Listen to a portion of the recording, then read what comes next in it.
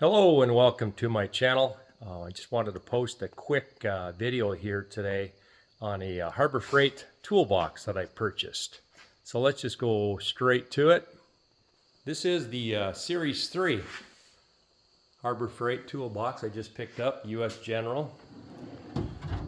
This one is the 27 by 22 or 22 by 27. I like this one because of the height on it in the drawers. This is actually going to be set up for all my machine tooling tools.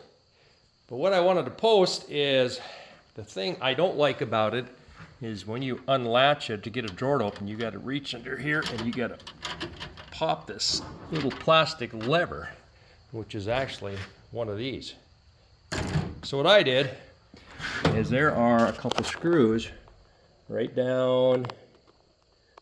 There's one, and here's one on this side, right underneath this, right underneath the latch here.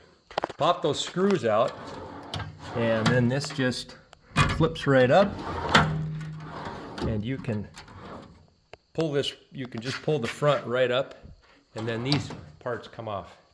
Take those off.